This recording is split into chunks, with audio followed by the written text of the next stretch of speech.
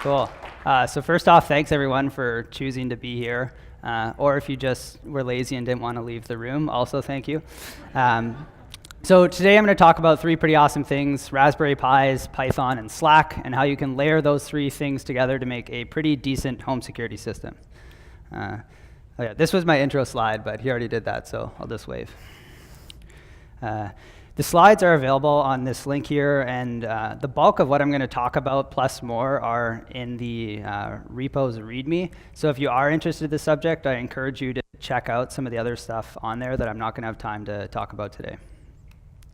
So the background for this project was probably like most people. I bought a Raspberry Pi and then it sat in a drawer for 2 years. And at that point, I was kind of like, okay, enough's enough. Seeing as mine came with a camera, I kind of unoriginally arrived at the idea of like, I'm going to build this home security system. So if you break apart a home security system, there's really three things it needs to be able to do. The first and most important part is the ability to detect if someone is in your home or apartment and they shouldn't be there, and then have some alerting methodology to tell you that bad guys are there. The other piece is the ability to interact with the system. So simple things like being able to turn it on and off, you need to be able to do that. And the third one, which isn't required, but you probably should do, is how do you monitor that system? How do you make sure everything's running the way it should be? So I'll try and talk about each of these components today, but before we do that, I'm going to start with a demo to show you what it actually looks like, and then we'll break apart each of those pieces. So the first thing you'll see here is me in Slack. So Slack is what I use as an interface to the system. What I'm typing now is what's called a / command in Slack. So what that does is it sends an API request to whatever web server you're running. And in this case, I'm just toggling the system on and off. So pretty simple and a pretty sweet interface, in my opinion. The next thing is another / command I built, which shows you an example functionality. So here I'm calling last image. So this is just fetching the latest image that was saved on disk on the Raspberry Pi.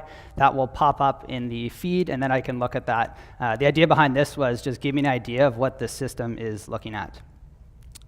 The actual alerting and notifications are also done through Slack. So when the model detects that someone is present, it would shoot a notification into Slack. You'd be able to look at that picture, and then I've added an optional thing, which is tagging that image. So I wanted the system to get feedback on things that I wanted it to be, or I wanted to be alerted about, and things that I didn't want to be alerted about, and I'll talk more about that.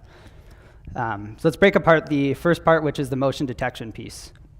So if you do any reading on how motion detection systems work, you'll stumble upon background subtraction. So the idea of background subtraction is that you store a model of your background. So this could be something as simple as the first image that your camera sees, or it could be a running average of images that it's seen. You then compare new images to this background model, and you infer that large differences between these two are caused by motion. That assumption holds true for the most part. I'll talk about some cases where it breaks down towards the end of the presentation. So to illustrate this, let's consider this example background image. You can see this image is intentionally blurred and converted to black and white.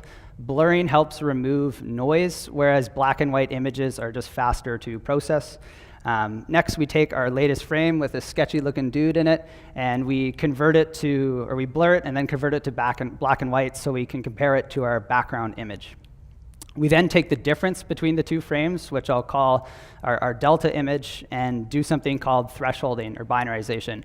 Thresholding or binarization just converts all pixels above or below a certain value to black or white, which gives you a better way to recognize shapes. The last step is called dilation. So this helps close gaps between the blobs, and you essentially accomplish this by moving a sliding window across the image, and you update a given pixel's value based on the surrounding values using a number of different methods. From here, you have pretty much everything you need, so you can layer on some complex logic to say, like, if white blobs are big, then alert me. Or you could do something like, if I'm consecutively seeing lots of frames that are different, then trigger an alert. It's really up to you with how you want to do it, but those are kind of the core components of how that works. So there's me. To layer all this together, here's an example of how this works. So on the top left, you'll see the current frame that's being processed. The bottom, you'll see that dilated and thresholded difference. So as I walk into the frame, you see that appear. On the bottom right, it's saying the difference is too small. Oh, it's big enough, motion's detected. So that is kind of the simple example of how that's working. So let's jump into the next piece, which is Slack as an interface. A couple reasons I went with Slack. The biggest one was it removed the need for me to code a GUI. It works on mobile and desktop, which are, hey, I use both those things. And then Slack has a bunch of amazing APIs. So super easy to work with, really easy to get started, and you're about to see that. I showed you the slash commands in the first demo. So all that's happening is when I enter PyCam on, it sends a post request to a Flask function or whatever web server you choose to run. Here's an example of a code for this function. So this is just turning on the camera. I accomplished this by updating a variable in a Redis database, which I'm using as a state store between all the different processes.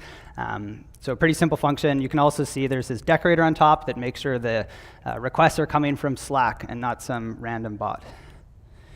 So essentially, that's how you interface with the whole system. It's a bunch of slash commands which let you do different things like toggle the system on and off, toggle notifications on and off, retrieve images. That is it in a nutshell.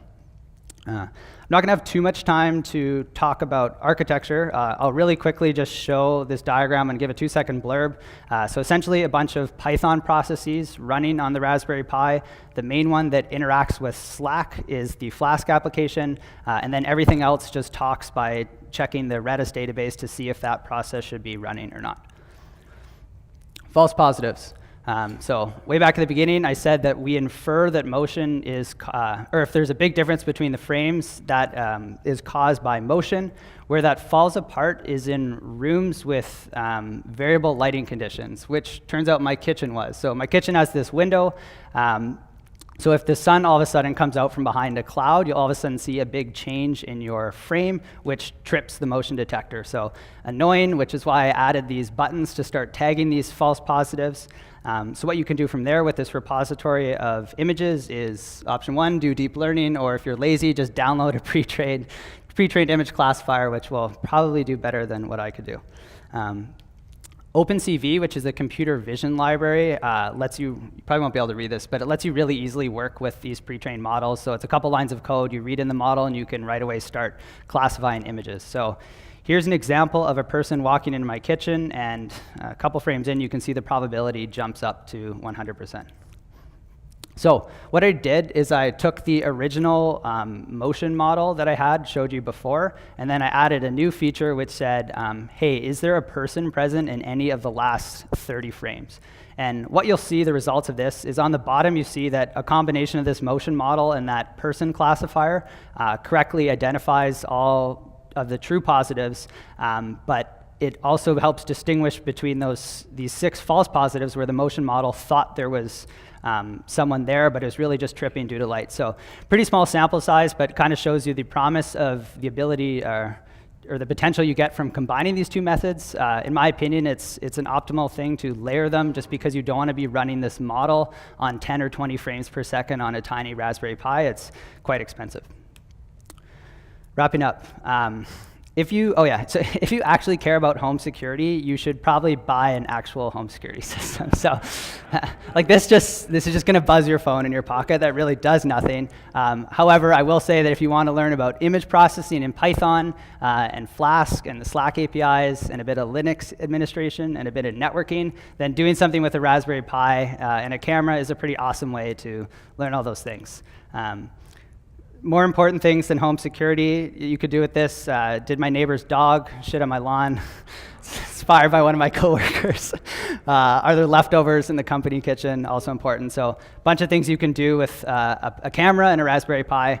And last, I want to end off with a thank you to the Python community. You let me build this thing with really no idea what I was doing.